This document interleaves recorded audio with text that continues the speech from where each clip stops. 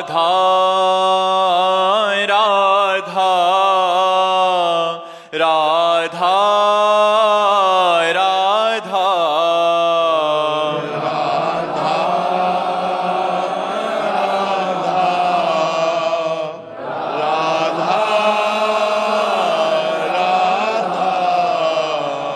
राधा हाँ राधा राधा राधा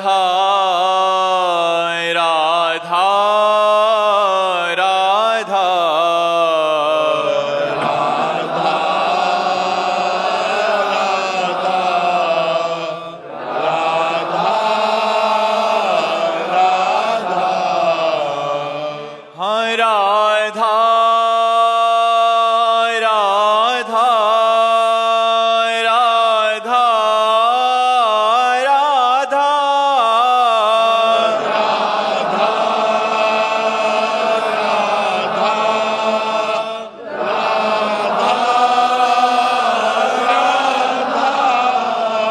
हाँ राधा राधा राधा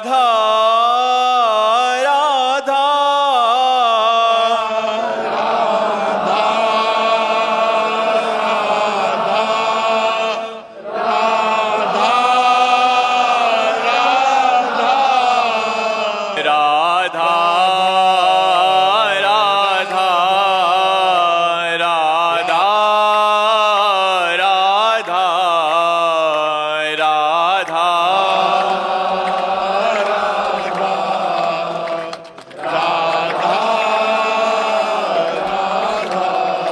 राधा राधा राधा राधा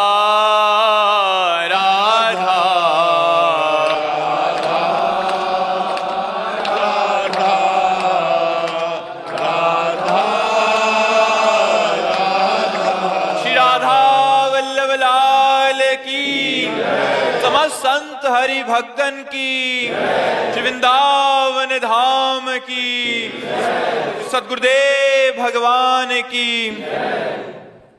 सौरभ मेहता जी, श्री हरिवंश पाला जी, महाराज श्री परम पूज्य प्रातः स्मरणीय भाई जी श्री हनुमान प्रसाद पोदार जी महाराज जी ने बताया कि सब में भगवान को देखना, भगवत कृपा पर अटूट विश्वास, भगवत नाम का अनन्य आश्रय। महाराज ये उनकी अतुल संपत्ति है। महाराज श्री आप श्री की अतुल संपत्ति क्या है?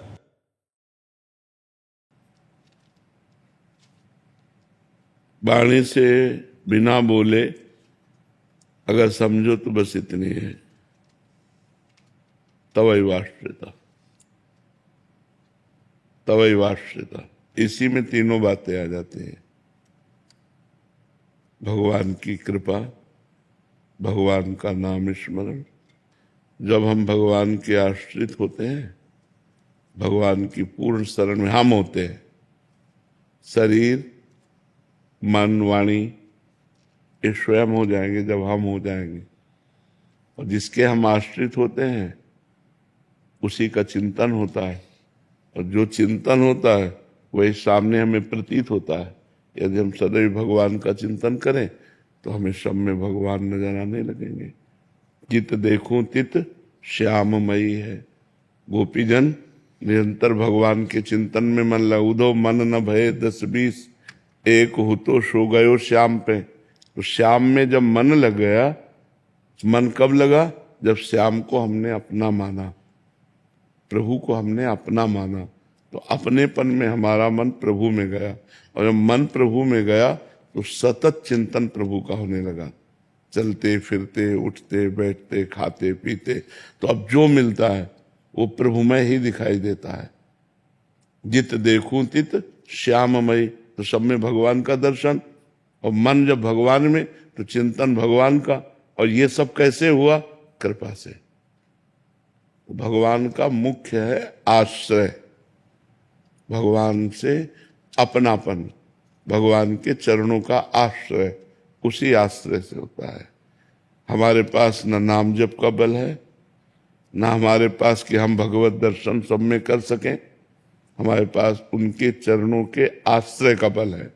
अब वो हमें भगवत दर्शन कराता है, वही आश्रय हमें नाम जप कराता है, वही आश्रय हमें कृपा का अनुभव कराता है। उसी आश्रय से ये तीनों बातें हैं। आश्रय की प्रथम सीढ़ी क्या है महाराज जी, साधक? जब प्रथम सीढ़ी पे चलते हैं तो सत्संग है। प्रथम भगत संतन कर संगा। जब हम संतों का संग करते हैं तो भगवान की महिमा सुनने को मिलती है, नाम महिमा सुनने को मिलती है, और ये पता चलता है कि मनुष्य जीवन का लक्ष्य है भगवत प्राप्ति, मनुष्य जीवन की सार्थकता है भगवान की प्राप्ति। तो फिर हम भगवान के आश्रय की तरफ बढ़ते हैं जब हमें पहले संत संग मिलता है। प्रथम भगति संतन कर संगा। और संस्कृत में जो नवधा भक्ति का वर्णन है उसमें प्रथम है श्रवणम। जब हम भगवान की महिमा को श्रवण करते हैं तो हमारे हृदय में भगवान के प्रति अपनापन शुरू होता है, यहीं से जागृति होती है। देखो विभीषण जी भगवान के पास आए तो कह रहे श्रवण सुजस सुनि आयऊं प्रभु भंजन भव भीर त्राहि त्राहि आरति हरन शरण सुखद रघुवीर। श्रवण सुजस सुनि आयऊ, कान से आपकी महिमा सुनी प्रभु। हे भवजाल को नष्ट करने वाले प्रभु, जब मैंने आपकी महिमा सुनी तब मेरे हृदय में आपसे अपनापन हुआ, आश्रय की वृत्ति जागृत हुई। आयो, आपके चरणों तक पहुंचने का जो हमें बल मिला वो आपकी महिमा सुनने से। श्रवण सुजस सुनि आयो प्रभु भंजन भवभीर। इस भव समुद्र से पार करने वाले प्रभु, इस भव रोग का निवारण करने वाले प्रभु, इस भव के भय का नाश करने वाले प्रभु, मैं आपकी शरण में आया हूं आपका श्रवण सुन करके। त्राहि त्राहि आरति हरन शरण सुखद रघुवीर। शरणागत को सुख प्रदान करने वाले त्राहि माम, मैं आपकी शरण में हूं। तो ये जब प्रथम सोपान श्रवण है, और श्रवण ये मिलता है सत्संग से, संतों के संग से, तो यहीं से हमारी भक्ति का प्रादुर्भाव होता है। फिर कीर्तनम स्मरणम पाद सेवनम अर्चनम वंदनम दास्यम सख्य, और फिर आत्मनिवेदनम। तो जब हम सत्संग सुनते हैं तहां से, सत्संग से ही हमारे अंदर विवेक का जागरण होता है कि मनुष्य जीवन का परम लक्ष्य भगवत प्राप्ति है। तो हमारा इस समय आश्रय है, वर्तमान में केवल आश्रय है, और आश्रय के बल से ही नाम जप हो रहा है, आश्रय के बल से ही सब में भगवत भाव की भावना का जो जितना दर्शन करा रहे हैं उतना दर्शन हो रहा है। और यही कैसे हो रहा है? ये सब कृपा से हो रहा है। ये तीनों बातें, कृपा, नाम जप और भगवत दर्शन, ये भगवत आश्रय से प्राप्त होती है। महाराज जी, पूर्ण शरणागति और पूर्ण आश्रय एक ही बात है ना? हाँ, पूर्ण आत्मसमर्पण, पूर्णता, अंतिम पूर्णता यह है कि जब ये भी विस्मरण हो जाए कि मैं शरणागत हूं, केवल प्रभु रह गए, मैं प्रभु की शरण में हूं, जब तक ये है तब तक पूर्णता नहीं है। और जब ये भी विस्मरण हो गया कि मैं प्रभु की शरण में हूं, केवल प्रभु रह गए, प्रभु ही प्रभु, तब ब्रह्म नहीं, माया नहीं, नहीं जीव नहीं काल, अपनी ही सुदिना रही, एक रहे नंदलाल। ये सब ज्ञान ध्यान सब छूट गया, केवल भगवान, उन्हीं की रूप माधुरी, उन्हीं की गुण माधुरी, उन्हीं की लीला माधुरी में डूबा हुआ है। और ऐसा डूब गया कि अपना पता नहीं है। डूबने वाले का पता नहीं लगता। जब तक अपना पता है तब तक डूबा नहीं, और जब अपना भी पता खो गया, अपनी हु सुधि ना रही, अपनी हु सुधि ना रही, को हम कहां बिसर सुधि गए, एकमात्र भगवान, तब शरणागति की पूर्णता हो जाती है। अनिल जी सागर से। राधा वल्लभ श्री हरिवंश महाराज जी। महाराज जी, मेरा प्रश्न है कि गुरुदेव की अनन्यता कैसे प्राप्त करें? गुरुदेव की अनन्यता, गुरु के चरणों का आश्रय लेकर उनके वचनों को अक्षरशः हम पकड़े और उस पर चले। जो मंत्र दिया, जो नाम दिया, उसको जपें। जो निषेध किया कि ये नहीं करना चाहिए, उसे ना करें, तो बहुत जल्दी हम अपने गुरु के अनन्य हो जाएंगे। अन्य मिलावट नहीं होनी चाहिए। अगर गुरु के अनन्य होना है तो हम सत्संग सब संतों का करें, सेवा सब संतों का करें, लेकिन बात अपने गुरु की माने, उपदेश अपने गुरु का माने। जो सत्संग, जो संतों की वाक्य वाणी हमारे गुरुदेव की वाक्य से, वाणी से मिलती हो, वो हम मानेंगे, अन्यथा हम सुन लेंगे केवल।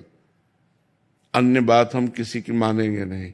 मानेंगे, हमारी साधना होगी गुरुदेव के आदेशानुसार, गुरुदेव वाली साधना होगी।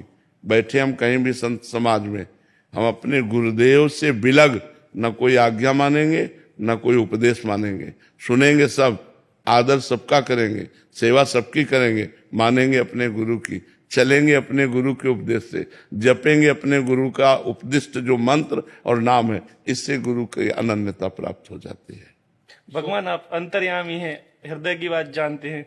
भगवान मैं अधिकार से नहीं कह रहा हूँ, मैं भिखारी हूँ, मेरी एक इच्छा पूरी कर दे कि आप अपने श्री चरणों की अनन्य भक्ति दे दे भगवान। हाँ बिल्कुल बिल्कुल, हाँ बिल्कुल। भगवान वैसे ही, जैसी जाकी रही भावना जैसी, भगवान देखते हैं कि जैसी भावना है वैसे पूर्ण कर देते हैं। अगर आपकी ये भावना है तो भगवान का नाम जप करो, जो गुरु जी ने दिया है वही पूर्णता प्राप्त, उसी से अनन्यता आ जाएगी।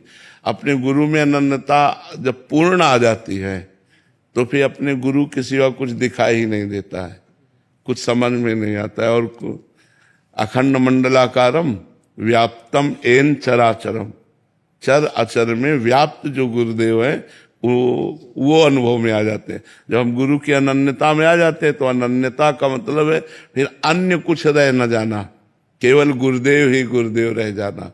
अखंड मंडलाकारम व्याप्तम एन चराचरम तत्पदम दर्शितम में तस्मै श्री गुरुवे नमः। वो सब जगह अपने गुरुदेव को देखता है, गुरुदेव के सिवा कोई सत्ता ही नहीं है, ऐसा उसको ज्ञान हो जाता है। अखंड मंडलाकारम, चराचर जगत में केवल मेरे गुरुदेव भगवान विराजमान है, गुरुदेव के सिवा दूसरा कोई है ही नहीं, ऐसा अनन्य भाव आ जाता है। अनमोल कुमार जी, हरियाणा से। श्री हरिवंश महाराज। श्री हरिवंश महाराज जी, गुरुदेव भगवान आपके बल से हमेशा ये कोशिश रहती है कि श्री जी पर संपूर्ण समर्पण रहे, परंतु कभी अकर्मण्यता आ जाती है तो कभी प्रयास अधिक हो जाता है, तो लगता है कि शायद समर्पण में ही कमी है। तो इस स्थिति में नहीं, इससे कोई फर्क नहीं पड़ता, क्रियाओं से समर्पण में कोई फर्क नहीं पड़ता। अब ऐसे समझो, हम सरल भाषा में बता रहे हैं, जैसे आप बिक गया, बिका हुआ नौकर और पेमेंट वाले नौकर में अंतर होता है। पेमेंट वाले में है कि आपसे ज्यादा हमें लाभ नहीं मिला तो छोड़ दिया आपको, लेकिन बिका हुआ छोड़ नहीं सकता क्योंकि खरीद लिया। तो हमें गुरुदेव ने, हमें प्रभु ने अपनी कृपा से खरीद लिया। उन्होंने हमें अपने कृपा से मनुष्य जन्म दिया, अपनी कृपा से अपने चरणों का आश्रय दिया, अपनी कृपा से नाम जप दिया, अपनी कृपा से भागवतों का संग दिया, भागवत मैंने संतों का संग दिया। तो मैं बिक गया प्रभु के। अब आप हमारे बिक गए, अब हम आपको कहते हैं एक लोटा पानी लाओ, ठीक है, ला के दे दिया। हम कुछ नहीं कहते आपसे, तो आप बैठे हैं। क्या आपका बैठे रहना मेरी सेवा नहीं है क्या? क्या आपका पड़े रहना मेरी सेवा नहीं है क्या? ये बिके हुए की बात कहते हैं। क्या उसका चलना फिरना, बोलना, उठना, बैठना अपने लिए अब रह गया क्या? क्योंकि ये तो हम तो बिके हुए हैं। समझ रहे, हमारी अच्छी से बात समझना, शरणागति की बात। तो मैं प्रभु का बिका हुआ हूं। मैं अब रही शरीर, वाणी और मन, अब जैसे आप चलाना चाहो, मैं आपका हूं। अब शायद ये समझ में बात आ रही हो कि ना आ रही हो, क्योंकि ये शरणागति की बात है। जो मैं है वो तो मैं आपका हूं, लेकिन मेरा मन, मेरा तन, मेरी वाणी ये आप में समर्पित हो जाए, आपके अनुकूल चले कि आप कृपा कीजिए। तो कभी तो थोड़ा भजन होता है, कभी बहुत भजन होता है, कभी भजन में मन लगता है, कभी विषयों में मन लगता है। लेकिन मैं हूं कौन, ये तो पता है ना। मैं भगवान का हूं, भगवान मेरे हैं, मैं तो बिका हुआ हूं। तो बिका हुआ तो कभी बाजार में जाता है सामान लेने, कभी मंदिर में जाता है, तो उसका बाजार जाना उसका मंदिर जाना दोनों भजन है। एक बार अंदर से भगवान की शरण में हो जाओ, प्रभु मैं इन क्रियाओं से आपकी शरण में नहीं हूं। कभी क्रियाएं हमारी तो सांसारिक होती हैं, कभी क्रियाएं भागवतिक होती हैं, लेकिन मैं प्रभु का हूं ये बात पक्की है। क्रियाएं कभी शुभ हो जाती है, कभी अशुभ हो जाती है, लेकिन मैं प्रभु का हूं। इन क्रियाओं के शुभ अशुभ से मैं प्रभु का हूं, इसमें कोई अंतर नहीं पड़ेगा।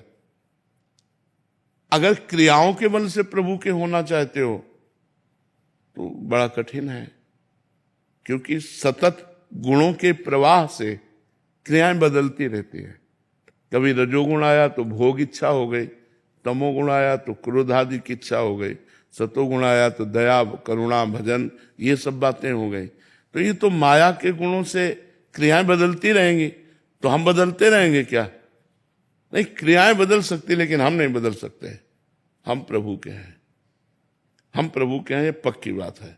पक्का पहले स्वीकार करो ये बात, मैं प्रभु का हूं, ये बात पक्की है।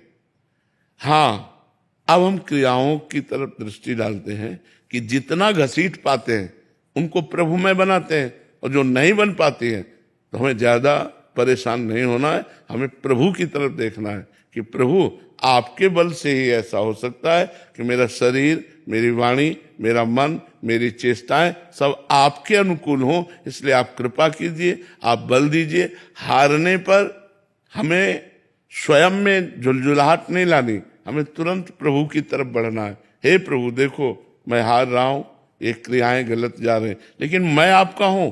गलत जगह खड़ा हूं लेकिन मैं आपका हूं। देखो सरल भाषा में समझो, पंडित का लड़का अगर कसाई के द्वार पे खड़ा है या कसाई के घर पे बैठा है तो अपने को क्या वो कसाई मानता है? क्या मानेगा? पंडित का मानेगा ना। तो मैं पहले स्वीकार कर लिया कि भगवान का हूं, अब गलत हो रहा है मेरे से, पर मैं भगवान का हूं, तो जीत जाओगे, फिर परास्त नहीं होगे। भगवान के बल से हर गलती का सुधार हो जाएगा, क्योंकि उन्हीं के बल से जीता है। मामेव ये प्रपद्यन्ते माया में ताम तरन्ति ते। जो मेरी शरण में आ जाता है वो माया से मुक्त हो जाता है। ये बात अच्छे से समझ लो, क्योंकि बहुत बड़ा हमारा जीवन है और ये जीवन मायामय है। इसमें कभी ना चाहते हुए भी बुरा हो सकता है, तो तुम सोचो कि उस बुराई से हम भगवान से अलग हो गए, तो ऐसा नहीं। ये बात पकड़े रहना। तो माया मुक्त होने के लिए ये बहुत बड़ा, जैसे तूफान आ गया और हमको बहुत बड़ा बोट मिल गया, सहारा मिल गया बोट में बैठने का, तो हम तूफान से पार हो जाएंगे। ऐसे ही हमारे लिए भगवद आश्रय, इसे भगवद आश्रय कहते हैं। मैं भगवान का हूं, मेरे से गलती हो गई, पाप हो गया, मैं भगवान का हूं। सदाचार या दुराचार से इस पे कोई फर्क नहीं पड़ता। मैं भगवान का हूं, क्योंकि मैं भगवान का था और भगवान का हूं और भगवान का रहूंगा। और ये आचरण शुभ और अशुभ है, इनके बनने बिगड़ने से मैं पे कोई फर्क नहीं पड़ता। तो ये बात जब हम स्वीकार कर लेते तो हमें उत्साह आता है, बल आता है कि मैं प्रभु का हूं, और इनका ये जो आचरण है इनको सुधारना है। प्रभु के बल से, प्रभु के नाम के बल से, प्रभु के कृपा बल से इनको हमें सुधारना है। तो पूरा जीवन हम सुधारने में ही लगाए, पर मैं भगवान का हूं इस पर कोई फर्क, तो इससे भगवत प्राप्ति होती है। मैं भगवान का हूं, दृढ़ आश्रय अंदर से। तो जो ये सोचता मैं भगवान का हूं वो गलत करना नहीं चाहता, पर दुर्वासनाएं कई जन्मों की होती हैं, वो विवश करके उससे करा देती है। तो वो बार बार पश्चाताप करता है, रोता है, भगवान से प्रार्थना करता है, पर उस समय भी ये होना चाहिए कि मैं प्रभु हूं आपका ही, ये गलती मुझे घसीट कर गलत मार्ग में ले जा रही, पर मैं आपका हूं नाथ, आपकी ही दया से मैं इससे उबर पाऊंगा, आप मुझे बचा लीजिए। जैसे काम वृत्ति ने घसीटा, एक मानो दुष्ट आपको घसीट करके पीट रहा है, अब आप क्या करोगे? एक दुष्ट है और वो घसीट कर आपको पीट रहा है, तो आप क्या करोगे? केवल पुकार ही तो सकते हो। बचाव पक्ष में अपने जो अपने हैं उन्हीं को तो पुकार सकते हो। तो सबसे ज्यादा प्रिय अपने भगवान है, तो हम भगवान को हे भगवान, देखो भगवान काम हमको घसीट कर ले जा रहा है, ऐसे चला जाता है इस मार्ग में, हे भगवान, हे दया सिंधु, तो भगवान बचाएंगे। और नहीं बचाएंगे तो कोई ऐसा अनुभव देंगे जो अगली बार से आप निकल जाओगे। मतलब प्रारब्ध बहुत बुरा है तो फिर वो ऐसा संयोग अभिमान नष्ट करने के लिए हो सकता है, फिर आपको रास्ता देंगे भगवान, ये रास्ता है अंदर ऐसे, और अंदर से आप ऐसी जगह पहुंच जाएंगे जहां काम आपको छू नहीं सकता है। इसलिए पहले तो ये दृढ़ करो कि मैं भगवान का हूं, भगवान मेरे हैं, इसमें कोई संशय नहीं।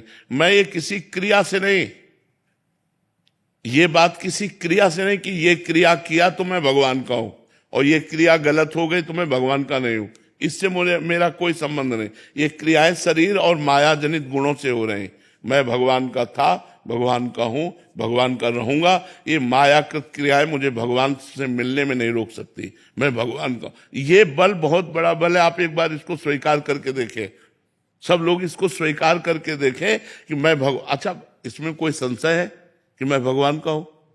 ईश्वर अंश जीव अविनाशी चेतन अमल सहज सुख राशि, हम शास्त्र कहता है और भगवान कहते हैं। यार और कोई बोले तो ना बोले, भगवान कहते हैं ममई वांशो जीव लोके जीव भूता सनातना, जीव मेरा अंश है। जब भगवान कहते हैं तू मेरा है तो यार हमको बोलने में क्या जाता है कि मैं भगवान का हूं। हाँ, जब हमसे गलत कार्य हो जाते हैं तुम्हारे अंदर एक अंधेरा छा जाता है और उस अंधेरे में लगता है पता नहीं मुझे भगवान स्वीकार करेंगे कि नहीं। तो उस समय की हम आपको बात बताते हैं, जैसे बालक मल शौच कर दे, लेटरिन कर दे और उसी में सब लपेट ले तो दुनिया घृणा करेगी लेकिन माँ नहीं करेगी। लेकिन माँ छी नहीं बोलेगी, माँ दौड़ के उसे उठाएगी और उसके मल को साफ करेगी। तो करो सदा तिनके रखवारी जिम बालक राखे महतारी। भगवान कहते हैं जैसे माँ अपने बच्चे से प्यार करती है ऐसे मैं अपने भक्त से प्यार करता हूं। तो जो हमसे मलिनता बन जाती है, जो हमसे गलती बन जाती है, भगवान माँ की तरह दुलार करके उसको सत्या साफ करवा देते हैं, निष्पाप कर देते हैं, उसे महात्मा बना देते हैं। तो इसलिए हमें भगवान से संबंध में दृढ़ता रखनी है कि मैं भगवान का हूं, चाहे कहीं भी खड़ा हूं, इसमें कोई संशय नहीं। तो जीत जाओगे, आप जीत जाओ। नहीं तो माया ऐसे ऐसे आचरण करा देती कि लगता है पता नहीं मुझ जैसे नीच को भगवान स्वीकार करेंगे कि नहीं। लेकिन ऐसा नहीं, जो बात सत्य है वो सत्य है। मैं भगवान का हूं, ये बात सत्य है, इसमें कोई संशय नहीं। और ये क्रियाएं असत्य हैं। आज हमसे गलती हुई है, कल भगवान की कृपा से गलती नष्ट हो जाएगी, लेकिन मैं भगवान का हूं, ये बात पक्की माननी चाहिए।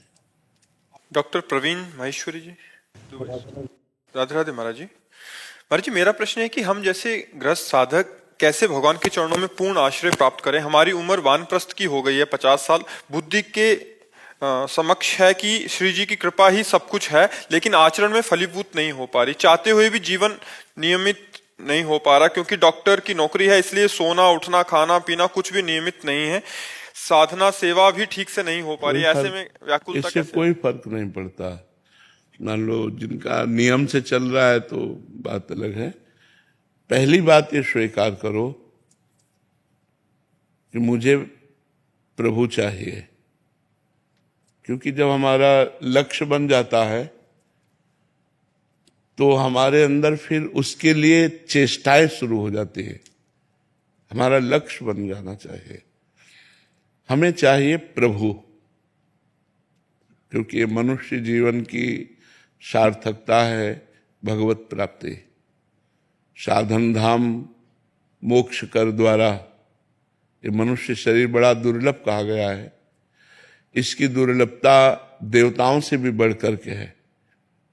बड़े भाग मानुष तन पावा, सुर दुर्लभ, सुर माने देवता, देवताओं को भी दुर्लभ है। तो देवताओं को तो दिव्य शरीर होता है, अपने शरीर में तो बड़ी गंदगी है, उनके तो दिव्य शरीर, वो निकल जाए तो एरिया सुगंधमय हो जाए, लुभायमान हो जाए। लेकिन सुर दुर्लभ, देवताओं के लिए मनुष्य शरीर दुर्लभ है। अगर ऐसा लिखा होता कि मनुष्य शरीर को देव शरीर दुर्लभ है तो वो तो है ही, समझ में आ जाता। लेकिन लिखा देवताओं के लिए मनुष्य शरीर दुर्लभ है। क्यों? क्योंकि वो भजन नहीं कर सकते। वो केवल भोग विलासिता कर्म के अनुसार जो पुण्य है उस पुण्य का फल भोग सकते हैं। जैसे नरक में पाप का फल भुगाया जाता है तो स्वर्ग में पुण्य का फल भुगाया जाता है। लेकिन मृत्युलोक में मनुष्य शरीर के द्वारा हम भजन कर सकते हैं, ये दुर्लभ बात है। साधन धाम मोक्ष कर द्वारा, इससे हम मोक्ष प्राप्त कर सकते हैं, देवता नहीं प्राप्त कर सकते। देवता भजन नहीं कर सकते कि वो 4 घंटे राम राम बोल सके, वो राधा राधा बोल सके, नहीं, वो नहीं बोल सकते। वो 4 घंटे भोग चिंतन करेंगे लेकिन भगवान का चिंतन नहीं होगा। भगवान का चिंतन करने की सामर्थ्य केवल मनुष्य शरीर में है। इसलिए बहुत जगह लिखा है दुर्लभो मानुषो देहो। मनुष्य शरीर बड़ा दुर्लभ है, लेकिन देहिनाम क्षण भंगुरा, पर ये कभी नष्ट हो सकता है, इसका कोई भरोसा नहीं। दुर्लभ है पर कभी भी नष्ट हो सकता है, इसका भरोसा नहीं। तत्रापि दुर्लभम मन्येत वैकुंठ प्रिय दर्शनम, इसमें भी मनुष्य शरीर में दुर्लभता है। भगवान श्री हरि को प्यार करने वाले और भगवान श्री हरि के प्यारे 2 प्रकार के भक्त बताए। उन भक्तों का सानिध्य मिलना, उनका दर्शन मिलना, तो मनुष्य शरीर की दुर्लभता है भगवत प्राप्ति। अगर हम केवल अपने परिवार का पोषण करते हैं, रुपया पैसा कमाते हैं, खूब खाते पीते मौज मस्ती से जी रहे हैं और भजन नहीं कर रहे, तो मनुष्य शरीर की दुर्लभता का हम अपमान कर रहे हैं। क्योंकि ये चीजें तो पशु पक्षी भी कर रहे हैं। वो अपने अनुसार भोजन करते हैं, वो अपने अनुसार मैथुन करते हैं, उनके अनुसार बच्चे पैदा होते हैं, वो अपने अनुसार जी रहे हैं। यही तो मनुष्य शरीर कर रहा है। अगर केवल इतना ही कर रहा है तो पशु पक्षी और हम में कोई अंतर नहीं रहा।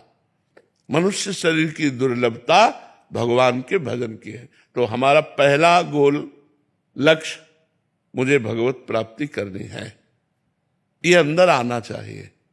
क्या ये अंदर आया है? क्या अंदर ये बात है? अब बताइए कि मुझे भगवत प्राप्ति करनी है। क्या इसके लिए जलन होती है? हाँ, कि मेरे अभी जो कर्म है वो भगवत प्राप्ति की योग्य नहीं है, पर मुझे भगवत प्राप्ति करनी है। अब वही आपको साधु समागम में लाई बात, वो बात ही तो आपको यहां लाई है। वही जो भगवत प्राप्ति की यत किंचित चाह प्रकट हुई, उसी ने खोज शुरू की। तो खोज कहां होती? शास्त्रों और संतों में। तो जो शास्त्र स्वाध्याय या संत समागम है वो उसी खोज का अंग है। इसका मतलब आप कहीं ना कहीं भगवान से मिलना चाहते हैं। वही चाहत जब संत समागम में लाई, अब संत समागम से उस चाहत की पुष्टता होनी चाहिए। अब हम वो जो सांसारिक कर्म कर रहे हैं वो त्याग नहीं कर सकते, लेकिन सांसारिक कर्म का समर्पण कर सकते हैं। जो हम सांसारिक कर्म करते हैं उनको हम त्याग नहीं सकते, क्योंकि हमारे गृहस्थ धर्म का जो आवश्यकताओं का योग है उसी सांसारिक कर्म से पूर्ण होता है। हमें ये चाहिए, हमें ये चाहिए, हमारी ये आवश्यकता है। हमारे धर्म की पूर्ति भी अर्थ से, धर्म पूर्वक कमाए हुए अर्थ से, कि हम किसी के पति हैं, किसी के पुत्र हैं, कोई हमारा पुत्र है, हम किसी के पिता है। तो इन सब धर्मों का पालन करने के लिए जो हमें आवश्यक सामग्री चाहिए वो कर्म से ही मिलेगी। चाहे वो व्यापार कर्म हो या किसानी कर्म हो या डॉक्टर मास्टर, जो भी हमें कर्म मिला है उसी कर्म से होगी। अब उस कर्म का हम त्याग तो कर नहीं सकते कि त्याग करके संन्यास लेकर हम एकांत बैठे। हम उस कर्म का समर्पण कर सकते हैं। ये प्रश्न आपका ही नहीं है, ये लाखों का प्रश्न है और लाखों के लिए उत्तर है कि उस कर्म का हम समर्पण कर सकते हैं। तो जो कर्म हम करें, जितने घंटे हम करें, उसमें हम भगवद स्मरण के लिए समय निकाल सकते हैं। जैसे आप डॉक्टर हैं, मरीज से आप बात करना शुरू कर रहे हैं, उसके बीच में आप क्या कर रहे थे? जब तक मरीज से बात नहीं कर रहे थे तब तक आप क्या कर रहे थे? तब तक आप नाम जप कर रहे थे। अगर नाम जप नहीं करोगे तो ये प्रवीणता भगवत प्राप्ति की आप में नहीं आएगी। जब हम मरीज से बात कर रहे तो राधा अंदर बोले और अब बात शुरू की, उसकी बात बड़े प्यार से सुन रहे हैं और उसमें अपने भगवान को हम देख रहे हैं कि मरीज के रूप में मेरे भगवान आए हैं और इनकी औषधि रूप से हमें पूजा करनी है। जितनी हमें भगवान ने प्रवीणता दी है इनको स्वस्थ करने के लिए, उतनी सारी प्रवीणता लगाकर इनको स्वस्थ करेंगे, यही हमारी पूजा होगी। और आपने उपचार किया, उपचार करने के बाद उसे भगवत समर्पण किया, फिर खाली समय, फिर नाम जप शुरू। तो जब आप मन वचन कर्म से भगवान को समर्पित हो जाएंगे तो निश्चित भगवत प्राप्ति हो जाएगी।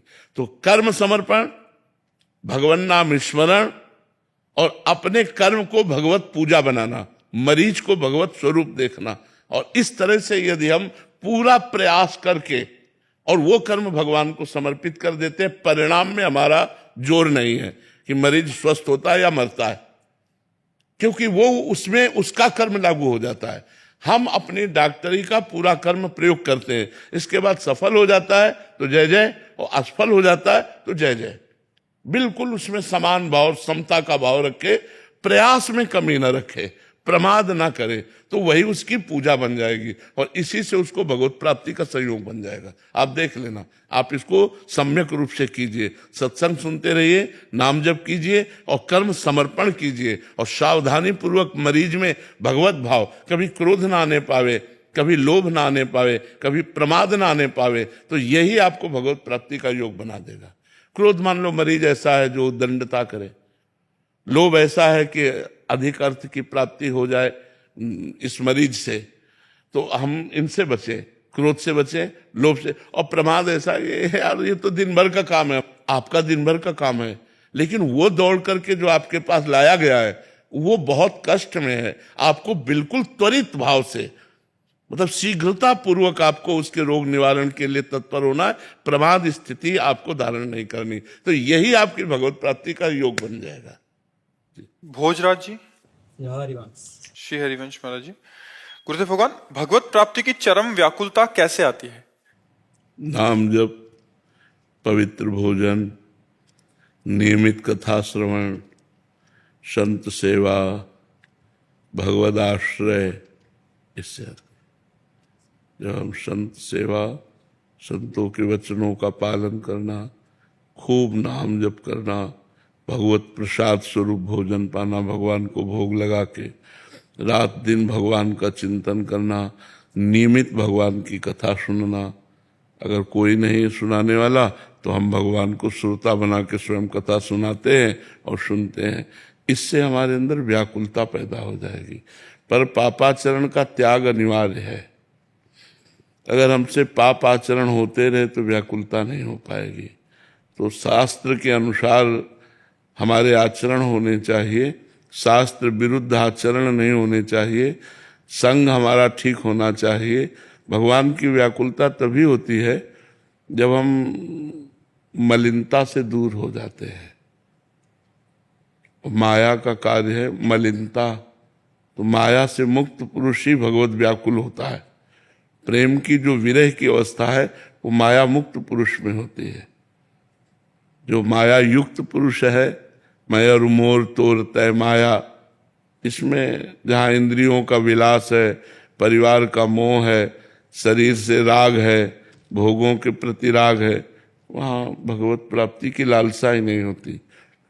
तो हमें चाहिए कि सावधानी पूर्वक हम अपनी इंद्रियों को भोगों से हटाएं, परिवार की ममता को भगवान के चरणों में समर्पित करें।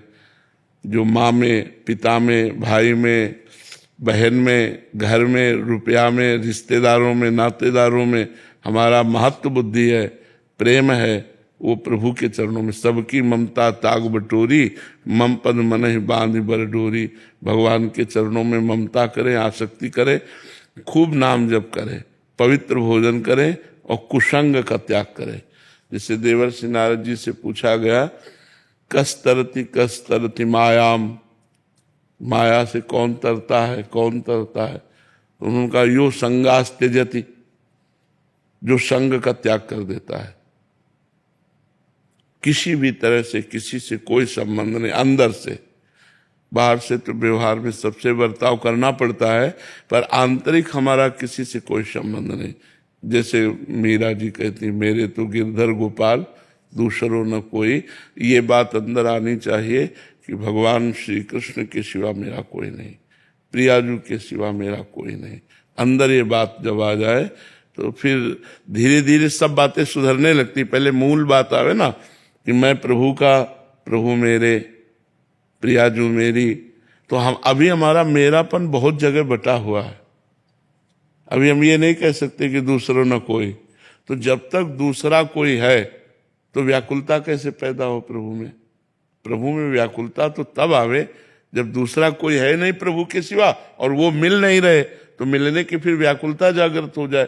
तो हम धीरे धीरे शास्त्र स्वाध्याय, संत समागम के द्वारा जो हमारा पवित्र विवेक है उसके द्वारा हम अपने परिवार का राग भगवान के चरणों में समर्पित करें, अपने शरीर का राग भगवान के चरणों में समर्पित करें, भोगों का राग भगवान के चरणों में समर्पित करें, खूब नाम जप करें, लीला गायन करें। तो कस्तरति कस्तरति मायाम, बोले जो संगास्ति जति, जो सब संगों का त्याग कर देता है। सब संगों में भागवत संगों की बात नहीं कही गई। जो भगवत विमुख हैं, जो हमें भगवत विमुख करने वाले हैं, वो चाहे वस्तु हो, चाहे व्यक्ति हो, चाहे स्थान हो, जिसके संयोग से भगवान का विस्मरण होता है उसका त्याग करें, और जिसके संयोग से भगवान का स्मरण होता है वो वस्तु, वो व्यक्ति, वो स्थान हम ग्रहण करें। यो संगास त्यजति। फिर लिखा है यो महानुभाव सेवते, जो महापुरुषों का संग करता है। सब संगों का त्याग करके जो केवल बड़े महापुरुषों का संग करता है, जो निरंतर भगवान के भजन में डूबे हुए हैं, ऐसे महापुरुषों का संग। और यो ममता त्यजति, जो शरीर और शरीर संबंधी ममता का त्याग कर देता है, वो भगवान को प्राप्त हो जाता है, वो माया से तर जाता है। तो हम संग का त्याग करें, ममता का भगवान के चरणों में समर्पण करें और निरंतर भजन करते हुए अपने भजन को बचाएं, बढ़ाएं और पचाएं। बढ़ाएं और पचाएं, भजन पचे, उसका अहंकार न हो। तब जाके हमारे अंदर व्याकुलता पैदा होती कि इतना समय हो गया जिनका भजन कर रहे हैं वो हमें दर्शन नहीं दे रहे, तो वो रोने लगता है। और जहां भगवान के लिए रुदन शुरू हुआ, व्याकुलता शुरू हुई, फिर बात बननी शुरू हो जाती है। और फिर जो अभी तक पाप हो गए ये सब भस्म हो जाएंगे भगवान के नाम से। नाम संकीर्तनम यस्य सर्व पाप प्रणाशनम। भगवान का नाम संकीर्तन समस्त पापों का नाश कर देता है। इसलिए हमें चिंता नहीं करनी पापों की, तो अब हमें चिंतन करना है भगवान का। योगेश सचदेवा जी। महाराज जी आपको सादर प्रणाम। महाराज जी, लोग संतों का अपमान क्यों करते हैं? जो संत समाज को भक्ति, प्रेम और सदाचार का मार्ग दिखाते हैं, उन्हीं का देखो लोग अपमान करते हैं। दो प्रवृत्तियां हैं, एक है दैवी प्रवृत्ति और एक है आसुरी प्रवृत्ति। तो दैवी प्रवृत्ति के लोग, देखो आप जैसे हाथ जोड़े बैठे हो, दैवी प्रवृत्ति के लोग संत का, सत्य का, धर्म का, भगवत भाव का झुककर आदर करते हैं, साष्टांग लौट जाते हैं, अपने पूरे शरीर को उनके चरणों में अर्पित कर देते हैं। हाँ, दैवी भागवतिक बुद्धि है वो ये है। और जो आसुरी बुद्धि है वो देखकर जलन पैदा होने लगती है उनके अंदर। तो अब वो करें तो क्या करें?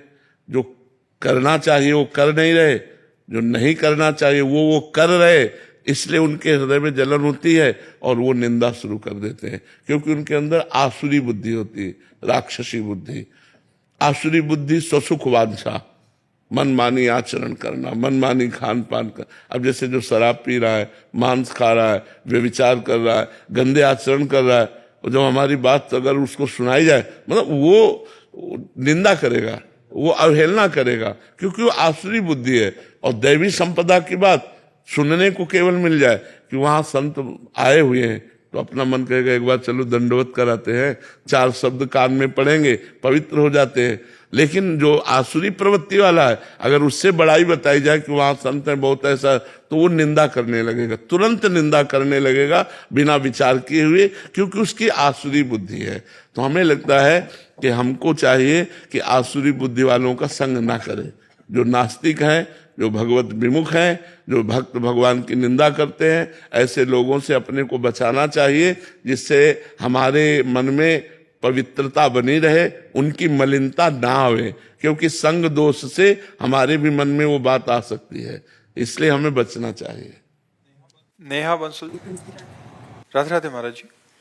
महाराज जी, मैं जितना नाम जप करती हूँ, तो अगर किसी को उससे ज्यादा करते हुए देखती हूँ, दूसरे साधकों को देख, तो बहुत जलन होती है। ये गलत है। जब हम जितना नाम जप कर रहे हैं, अगर दूसरे साधकों को नाम जप करते देखें तो उनकी चरण रज लेने का मन हो, उनके चरणों में प्रणाम करने का मन हो, ऐसा मन करे कि काश ये अपना चरणामृत हमें दे दें, इनकी चरण रज ले लें, और जैसे ये भजन करते हैं वैसे मेरा भजन होना चाहिए, मेरे के अंदर भी ऐसे भजन की वृत्ति बढ़े, और प्यार उदय होना चाहिए। तुलसी जाके मुख से धोखे निकसत राम, ताके पग की पग तली मोरे तन की चाम। जिसके मुख से धोखे से राम निकल जाए, तो राम भक्त तुलसीदास जी कहते हैं कि उसके चरण तली मेरा शरीर, इतना वो पवित्र हो जाता है। अपने श्री सेवक जी महाराज कहते हैं कि जो हरिवंश को नाम सुनावे, तन मन प्राण तासु बलिहारी, और जो हरिवंश उपासक सेवे, सदा सेवु ताके चरण विचारी। ईर्ष्या तो नहीं हुई ना, जलन तो नहीं हुई ना। जो हमको दिखाई दे रहा बहुत नाम जप कर रहा है, तो हमारे अंदर होना चाहिए कि काश हमें इनका चरणामृत मिल जाए, इनकी चरण धूलि माथे पे लगाएं, और भगवान इनके जैसा भजन हमारे अंदर भी बने। हमारी श्रद्धा बढ़नी चाहिए, हमारा भाव उनके प्रति नम्र हो जाना चाहिए। ये हमारे भगवान के भक्त, आओ आओ आओ, ना कि जलन होनी चाहिए।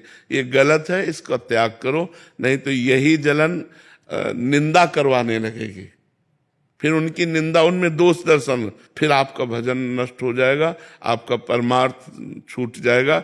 इसलिए बहुत सावधान। ये जलन ही ईर्ष्या है, और ईर्ष्या बस कुछ भी हो सकता है।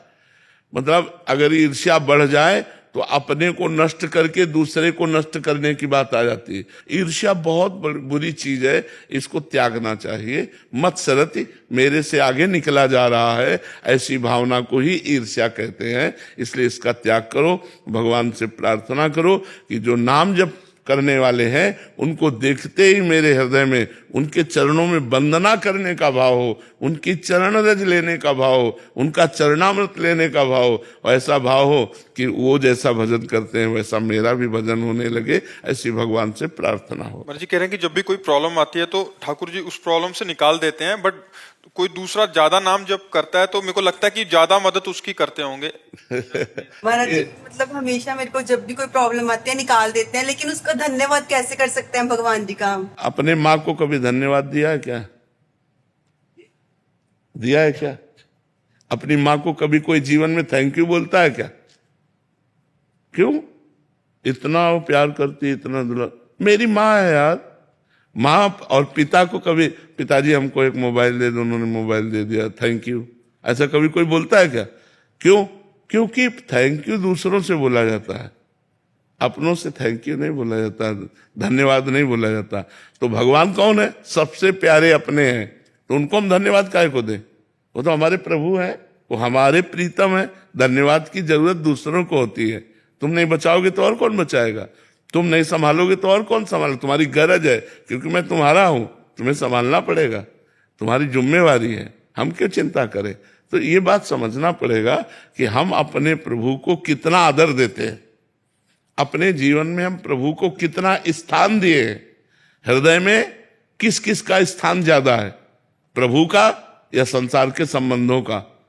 भगवान को तो धन्यवाद देना बनता ही नहीं, क्योंकि वो सबसे ज्यादा प्यारे अपनी आत्मा है।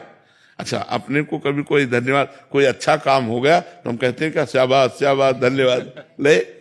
तो अगर हम आत्म स्वरूप से देखें तो भगवान हमारी आत्मा है, अगर प्रीता स्वरूप से देखें तो सबसे प्यारे लाडले, जैसे हमारी माँ, जैसे हमारे पिता, तो तुम्हें हो माता च पिता तुम्हें हो, तुम्हें वो बंधुश्च सखा तुम्हें, तो हम कैसे धन्यवाद दें? तो हमें लगता है धन्यवाद दूसरों को दिया जाता है, अपनों को नहीं। और अपनों में सबसे ज्यादा अपने भगवान हैं, इसलिए हम उन्हीं के आश्रित रहें और वो जैसी परिस्थिति लाते हैं उसमें हम राजी रहें, पर भगवान के भजन करने वालों में ईर्ष्या ना करें, क्योंकि ये गिरा देगी, ये फिर आपको अपनी भक्ति से गिरा देगी। हरिवंश शरण, खड़े हो जाओ, बताओ संत भगवान आप। आपका प्रश्न है महाराज जी। गुरुदेव, मुझे छोटी छोटी बातों पर गुस्सा बहुत आता है और धीरे धीरे वो उद्दंडता में बदल जाता है। कृपया करके कोई ऐसा उपाय बताएं जिससे मैं अपने गुस्से पर नियंत्रण कर सकूं। हाँ, बात तो सही तुम्हारी। राधा नाम जपते हो कितना? अब तो माला है तो सिर्फ 4-5 हजार ही हो पाता है, तो काउंटर से काउंटर से ज्यादा नहीं पाता। ज्यादा क्यों नहीं पता? लड़का बच्चा है क्या तुम्हारे, कि तुम्हें लड़का बच्चा के ब्याह की चिंता है? कि महाराज जी 1-2 साल पहले तक ये साधक था, अब ये सिद्धावस्था है। नहीं भाई, अब जैसे जैसे तुम बड़े हो रहे हो वैसे वैसे तुम्हारा भजन कम हो रहा है। रोम रोम से चल रहा है, कह रहे हैं। रोम रोम से चल रहा है अभी। नहीं, काउंटर से हमको जप के अधिक से अधिक नाम जप करके दिखाओ। जब आप अधिक नाम जप करोगे, समझ रहे हो ना, तो आपके अंदर शांति आएगी। जब छोटी छोटी बातों में जो गुस्सा होता है ना, वो हृदय कमजोर हृदय होता है, वो मलिन हृदय होता है। निर्मल हृदय में क्षणे तुष्टा क्षणे रुष्टा, रुष्टा तुष्टा क्षणे क्षणे, ये नहीं होता, उसमें गंभीरता होती है।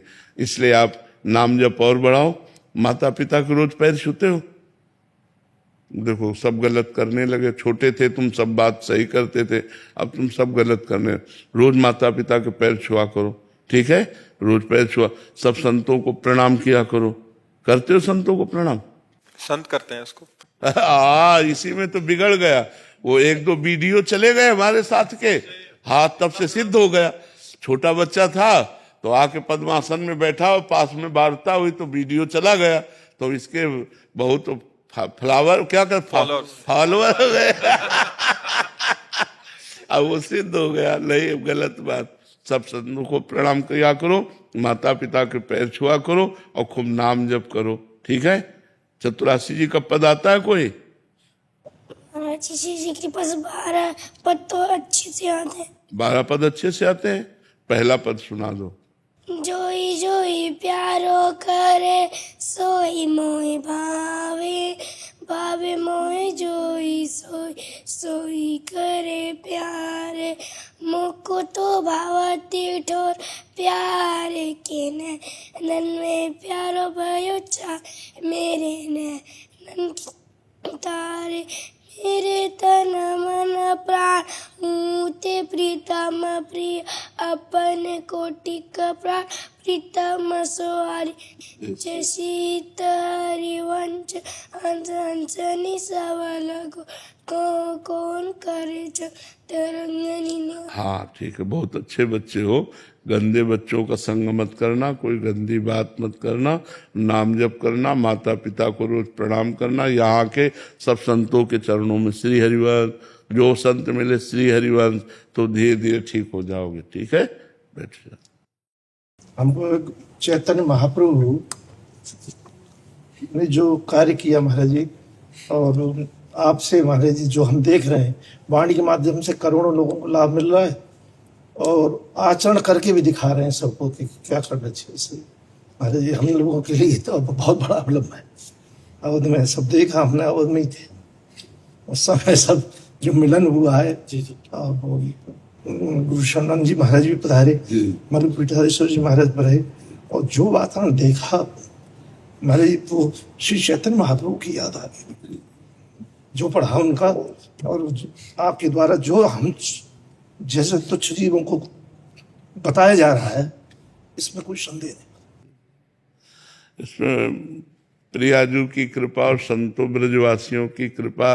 देखो, हम अधम जीव हैं, हमारी सामर्थ्य क्या, लेकिन प्रियाजू की कृपा है। और प्रियाजू के अधीन लालजू हैं, लालजू के अधीन सब कोई है। इसलिए बड़े बड़े संत भगवान भी दुलार करने आते हैं। बड़े बड़े संत भगवान प्रियाजू की चरण रज के बल से, तो और तो कोई बल नहीं। जिस समय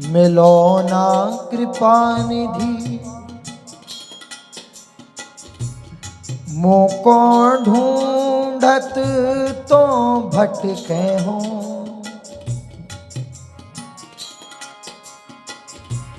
तुम मेरी सुनो सुनो ना किशोरी। हाँ, मोको तो नित दीन रटे हो। हाँ, तुम मेरी बात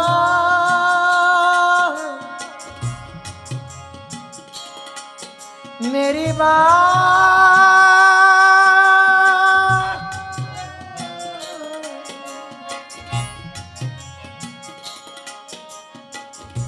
तुम मेरी बात